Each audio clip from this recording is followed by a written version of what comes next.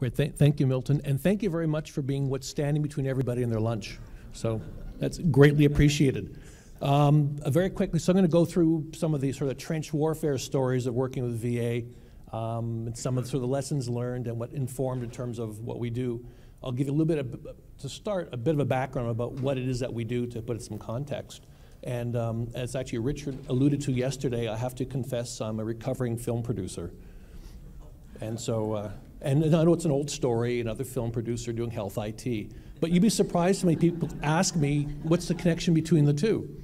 And for my new best friend being Trey, the key thing is engagement. Because as a producer, my job was to bring eyeballs to screens and bums in seats, engaging them to do that. And really what we've evolved to with the platform is engaging patients, engaging the providers, engaging payers, actually the entire ecosystem. And so very quickly, if I do these buttons correctly, we'll see if I do it. Oh, that's cool, it worked. Basically what LifeWIRE is, it's a patent-secure, cloud-based communication platform that automates client protocols, workflows for outreach, follow-up, quality measurement, monitoring between healthcare providers and customers. Bit of a mouthful. Essentially what we do is we automate the process and really humanize the digital engagement between a provider and their patients as if they're sitting in front of them, but they can be miles away, they could be across the country, and automate that process. So that dialogue literally becomes an ongoing communication between the two. And the key thing is, in terms of the engagement side, is the patient chooses how, when, how, with whom, and what they communicate it with. So there's no software involved, there's no special equipment, it's a true BYOD. So however the patient wants to communicate, that's how they communicate, and it's instantaneous.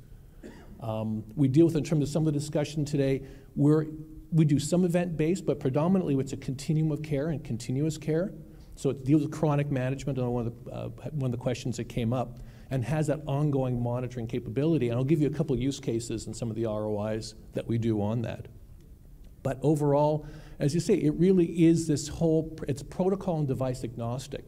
So not only is it agnostic to the patient, it also allows to whatever protocols and outreach that our clients use with their patients, we take that and automate the entire process and operationalize it. There's no change in workflows, because that was another common theme, are identical to what they are before, but all we do is automate it, essentially looking at the situation where from our clients, in terms of clinicians, on an average basis, on any given day, 92% of their patients are fine. 8% need extra support, but how do you find that 8%? And so what our system does, it helps them determine who that 8% are. So it allows them to work, as we sort of say, work at the top of their license, to actually be managing the patients that need help that day. And so we tie into, as you sort of say, the whole thing in terms of it allows the patient is at the center. So a lot of graphics, you've seen the same thing over and over these past 2 days. We tie into, not only do we have qualitative measurement, which is response and read and response, but we also tie into over 400 wearables and medical devices. So you're actually able to collect quantitative data at the same time and actually bring the two together and to sort of see what the data is off of the systems and how they're responding and compare the two. We talk about that as well. And allows for screening. It ties into AI, so it provides a lot of data for analytics by some of our clients as well to tie into how their responses work. But in terms of clients that we have, Milton suggested, we work, the VA is one of our clients. We've worked with the Department of Defense. We work with the Coast Guard. We've worked with Health and Human Services, state governments, the public sector, private sector. We have companies like Beacon Health Options, who are a behavioral health company. And very recently, it actually hasn't hit the trades yet, we recently formed an arrangement with AT&T where they're our channel partner for VA to allow for implementation and sales on a national basis and using their contract vehicles. And we'll talk about that in a second because it ties into the speed to get into these various clients. So one of the first ways, and again, being a film producer, you don't do things necessarily the traditional way. So the traditional way of the VA, for the most part, is if you want to get in there, you work with the CTO and IT department, get them jazzed up and go, this is really great. Speak to the contracting people to figure out the pricing, to get approvals through the contract process. Then they go to the clinical groups and say, this is the greatest thing since sliced bread. And then they go to implementation. Part of the problem is that clinicians think the CTO and the IT guys are crazy. So there's a bit of a stopgap there in terms of going, what are you trying to push down the system? And it is not, and I'm sure others who've tried it, it's not unusual that it takes between 18 and 24 months, if they go forward, and once with a go, to actually get up and running within the VA. And so what'll happen a lot of times is your solution you sold to them 2 years earlier is actually outdated and has to get updated and get new approvals to get going again.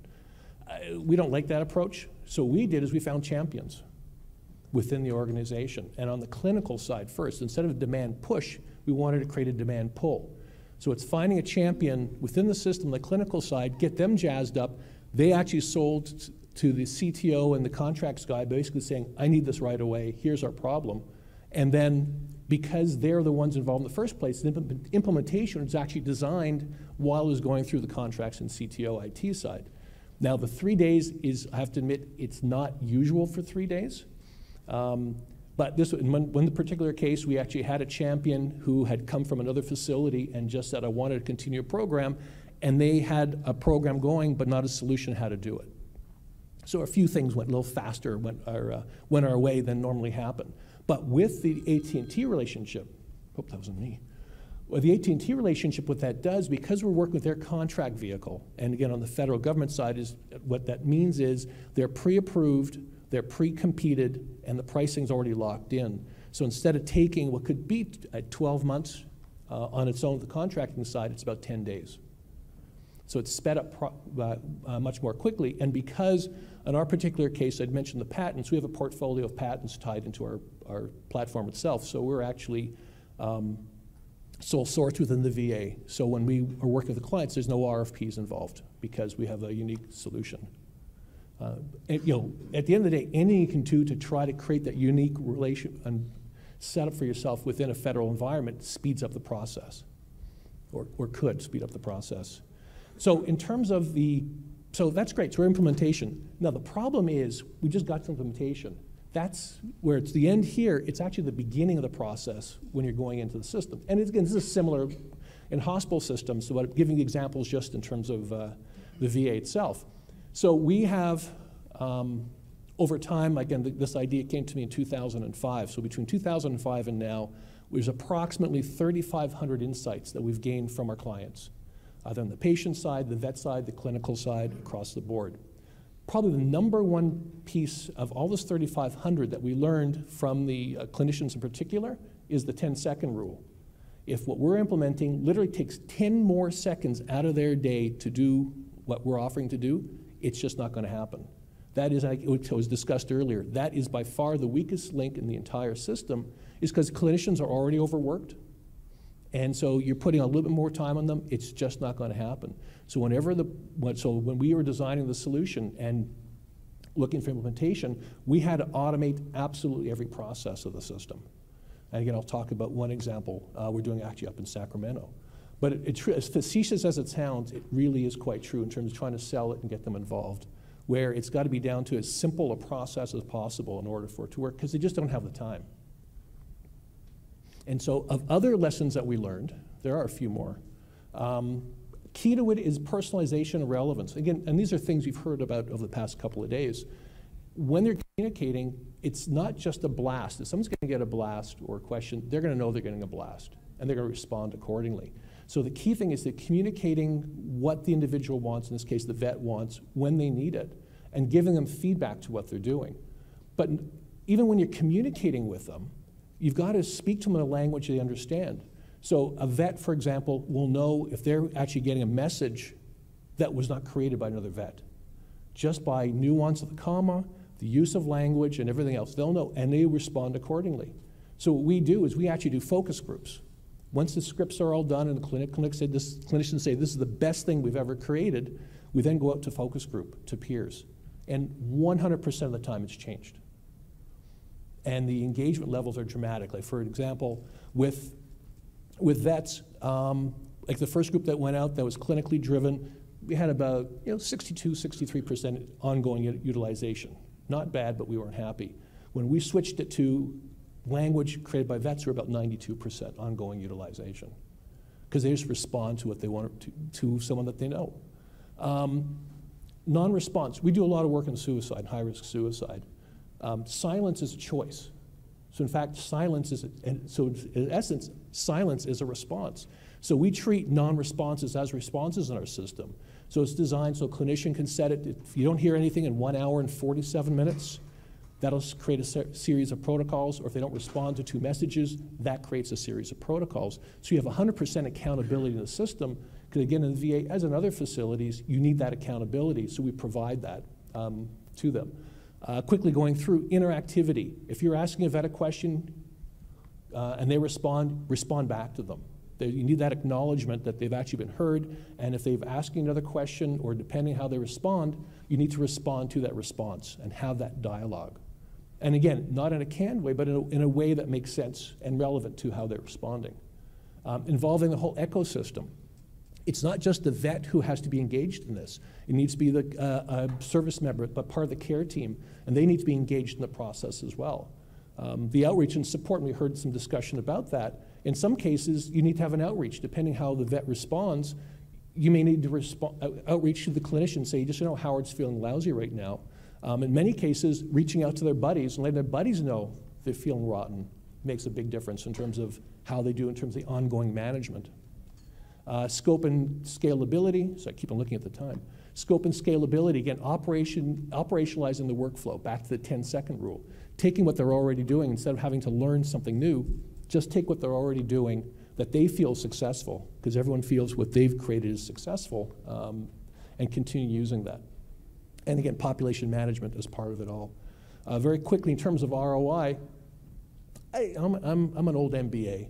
I thought ROI was simply something cost me $2, I got a return on investment of $4. That's pretty good, and somebody's going to want that return as saying that's a good product. So in this particular hospital that we work with, this is in the Midwest. In terms of this is post-traumatic stress, we reduced readmissions by 32% on an ongoing basis.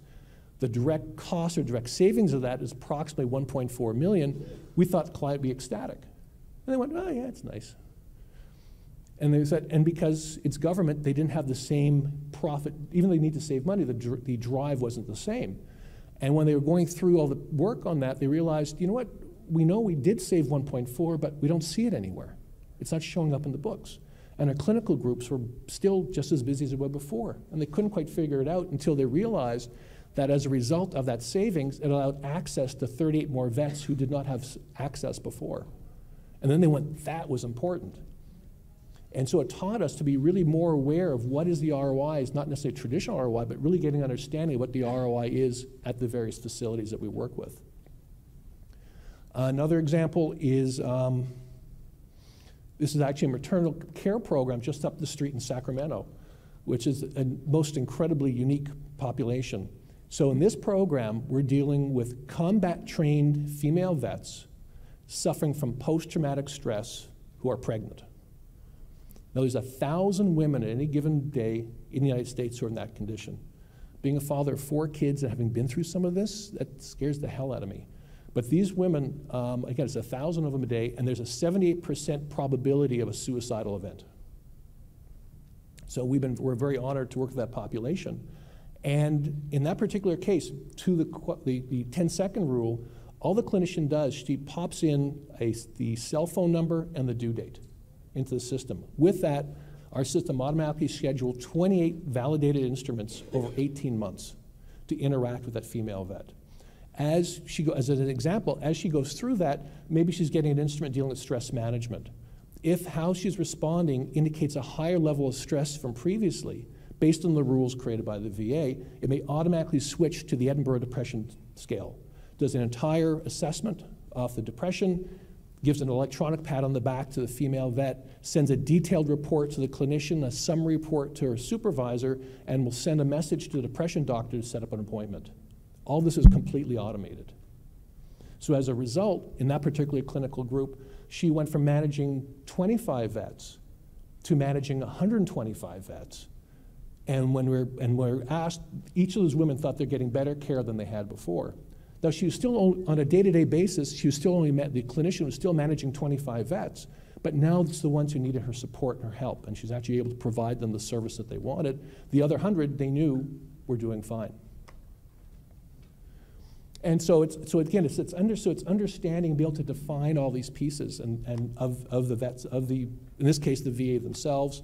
Now, we've been working with them for 7 years, so we do have some, over time we have learned a little bit with it, and we've just been honored. We actually, one of our facilities just re-upped for another 5 years. So we're sort of very excited in terms of pat on the back. But it is coming to understand, what is understanding their needs and the particular needs and having a system developed that can respond to those particular needs across the board. And we also do, as we mentioned, we do focus groups for our clients. We also do focus groups about ourselves. Like, we know we're the greatest things in sliced bread. We're always curious, though, do other people agree with us, and particularly our clients themselves. So occasionally we actually ask the vets about how we're doing and why they use us. And what we had done that recently, and with a vet who was suffering from post-traumatic stress, had been using us for 18 months at that stage. And we asked him, what is there about life? Why are you using us? And his response was, I'm still here, and some of my buddies who are not using LifeWIRE aren't. So again, in understanding the mission, our mission is to help our clients achieve their mission. In this case, we're honored in terms of the VA. They want to save a life. And so we try to do everything we can to make sure we help them. And that's it. So thank you very much for your time.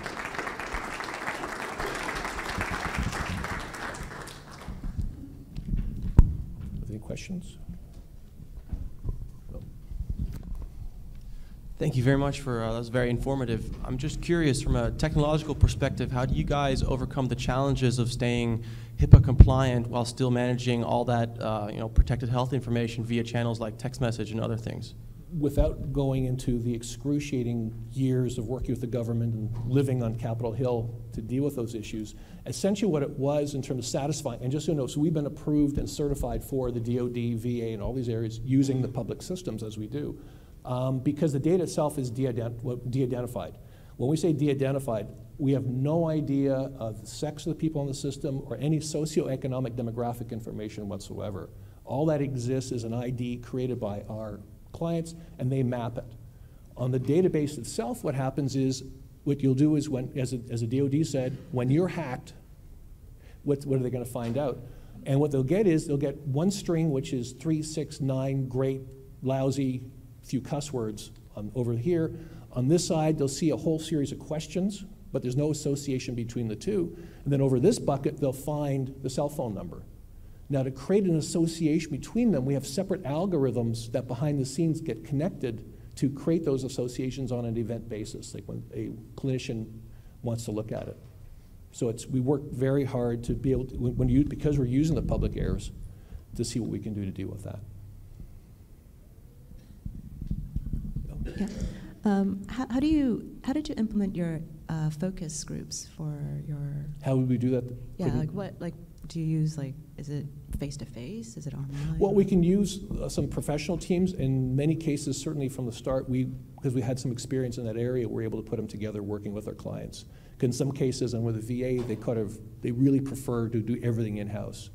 So essentially, we put them together and just sort of said, okay, here's from peer group, so using post-traumatic stress as an example, from a group of vets who are suffering from post-traumatic stress, who were already in the system. They said, oh, how would you like to try this for 2 weeks or a month, or whatever the case may be. And then and what was it was actually empowering for them to say, okay, we want you guys to be a lead group in helping to shape this. And so they were engaged and empowered to be able to help create this. The other vets knew that they were doing that, and it was actually became a very strong approach to doing that we incorporate into our system. But I mean, do you use surveys or actual people who are? No, we use actual patients and actual vets who are in the program itself before it becomes implemented.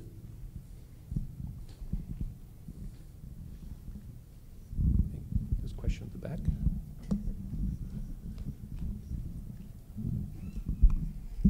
Do you see there's a barrier to the decision support integration so whenever you're doing the coding to connect the clinical protocols to combine with the data from the patient and spit something out, do you see that the FDA is slowing that down with all the regulation now of software in the medical device world? They're sort of doing their best to gum up the works.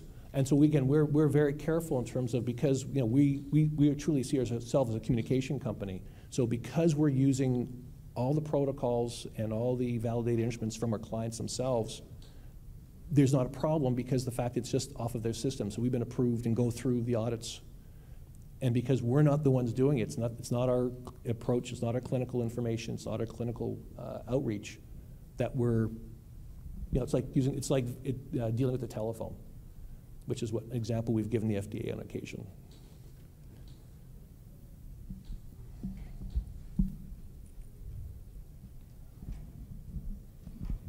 Thank you for the very informative talk. Thank you. You mentioned that it can approach, or you can get to clients through many different media, but many of your examples, if not most of your examples, are around text message. And is that because text is the most popular that you found with patients? And then kind of related to that question is, you mentioned in one of your early slides that applications was one of those forms of media for reaching patients. And are those applications that you've built, or is that applications that kind of piggyback on something else that your clients use? Well, to the first question, we have, I think it's 8 or 9, Don can correct me, it's my COO, 8 or 9 different modalities of communication. To date, about 99% of people are choosing text messaging, and that's from ages literally from 17 to, I think the eldest is 83. For those not using text, it's email, and usually if they start with email, within 2 to 3 months, they'll switch to text. But for just the population we have, so we have been dealing with, right now we got a base of 49,000 people, and that's the way where it's been. You get options for all sorts of things. IVR we thought would be really big, and even in terms of the older population, the more geriatric population, all the grandchildren communicate with them with text messaging, so they're actually pretty adept and pretty quick. And in terms of the second question, in terms of the application, you mean the APIs for wearables?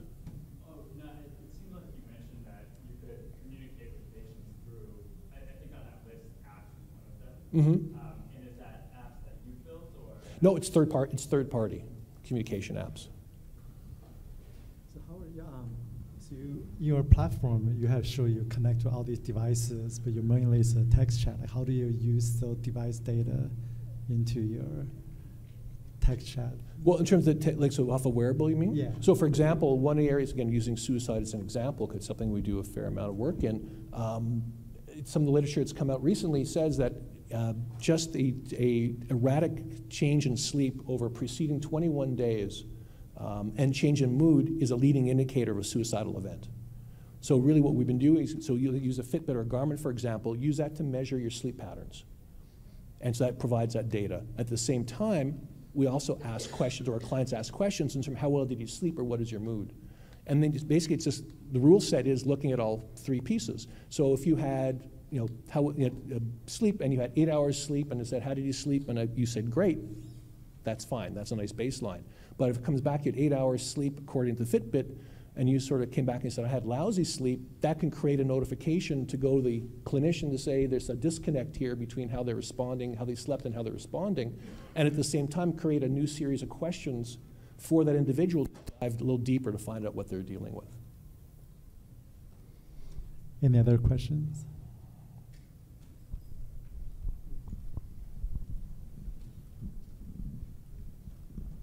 So I'm not sure if the audience is aware, but I think it's recorded that 22 to 30 vets commit suicide a day. So I think what you're doing is really important. And I know, because I submitted a concept in 2014, the VA had an innovation competition on how to prevent suicide. So I just wanted to clarify your tool. How long can a vet continue to use it? Because I think that the competition, one of the challenges was that after a vet completes, the program, it's really kind of how he sustains that behavior. And so that's why I was wondering, how long can your tool be used to keep that vet on the healthy behaviors that he needs? The longest to date that we've had are a group of vets who've been about 5.5 years. And the only reason it ended at 5.5 years is because of funding had run out. And in fact, to keep it funding, that was just, again, another group out of in the Napa Valley. It got to the stage where they wanted to keep the program going, so it was the Tiger Woods Foundation paid for it for a year. And The Tug McGraw Foundation paid for it for 2 years to keep it going, but it was a funding issue. In terms of the competitions with the suicide programs in VA, we're working with them, and actually through the new relationships are looking for the continuum of care, because you're correct. What they do is there's an ideation, they have a suicide event, they deal with it, then they're off the Ethernet again. And what we're proposing and talking with them right now is actually a continuum of care. So yes, they've had an event, you've taken care of it, now let's go monitoring and manage that and go into a prevention mode as opposed to an intervention mode. But it's a long road with that behemoth, as lovely as they are. Yeah, I just want to say I'm an honorably discharged combat veteran myself, so I'm particularly aware of and connected to what it is you're doing, but also in a company that I'm a principal in, we are a major contractor for the VA as well. And so what I would say is a champion and an advocate inside the VA is crucial. Also, happened in being a vet and being that point of contact does not hurt either. You get points for that kind of thing. But what I wanted to say was, yesterday, I don't know if you were here, we were talking about community, and one of the things, and you were just now talking about the languaging of whether a vet or not, and a vet can pick that up, and I was nodding my head, yeah, that's absolutely right. You get conditioned into that certain type of camaraderie and fellowship, and most people don't realize that the military is the biggest team that there is. Biggest, I don't call it a sports team, but it's a big team, and so it's more of a social commentary now is that if you can create communities, we were talking yesterday about creating communities, and then I was talking to Richard over here, Richard, right? We were talking about communities. I work a lot on boards in the senior community, so that's also about communities, and so I can see this thread. One of the things that I talk about with my military buddies is connection, staying connected, and you're talking about after 18 months, are you disconnected or are you connected is really what we're talking about, which goes back to community, right? And we were talking about, I mean, we can have the greatest technologies in the world, but if I can't get a glass of water from here to there, it doesn't matter about the technology. It's still about, can I come over to your house? Can I get you a glass of water? Conference about how you connect with community. I like technology, I understand it. I'm a little bit older, so didn't grow up with it. I work with it because I have to, and it does make my life convenient, but I'm also aware of the social ramifications of technology. For instance, just a phone notifying me of everything that is going on, and I just turn all that off. Well, I was listening to NPR a couple of weeks ago, and they were talking about it's really the people that are creating the technology that are creating the ways that we use technology, and it creates our life pattern based on that. And that's not necessarily right or wrong, it just, it's your idea, and so now we have a choice of whether we turn these phones off or not. And that's a choice, and most people don't realize that. You just get sucked in, and next thing you know, you're just 20 hours of FaceTime on a screen. Anyway, I just... No, there was no question in there, sorry. No, thank you for that, and thank you for your service. That was appreciated. But in terms, to your point, ultimately my objective is where the technology is completely invisible. You don't even know there's anything happening, is kind of where we're looking to go. I'll ask you a final question. So, sure. What percentage of the people who start the program that actually continues after, let's say, a month or 6 months? Our drop-off rate is maybe 4%, 5% at most. In terms of once they're on the system, in many they generally stay on until the program ends. In fact, we had a situation where we had a number of, well, you'd appreciate this, a number of vets, when the program was ending, we had a number of vets storm the executive officer's office to say, you can't stop the program. And all power to them was great. That's their longest standing client now. Can I ask a follow-up question? So from the time when you started doing this, like, what was your drop-off when you first started until, like, what did you do to get to 4%? It was the fine-tuning for that engagement in terms of, for example, in terms of responding, when originally, especially dealing with text messaging, as the example, originally you required a key, like a prefix, like LW5. But you did, as soon as you put it, when the prefix, it was easy for us, my tech guys, to do a prefix, but you ask anyone else to do prefix, we were doing about 20%. We got rid of the prefix, we popped up to 68%. immediately.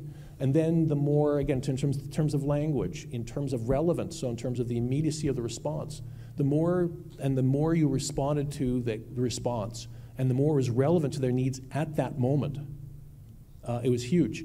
One of the biggest things was the outreach in terms of to buddies. And using vets as an example, but again, we do it in the private sector as well. Just knowing that if they responded with a 5, could trigger their buddy to call them, was a real inducement going, oh, this is kind of cool. It was developed, the other issue is trust. Because you need the patient to trust, or the vet to trust what they're doing is relevant to them and valuable to them, because they get to have that feedback. Awesome. Thank you so much. Well, thank you very much.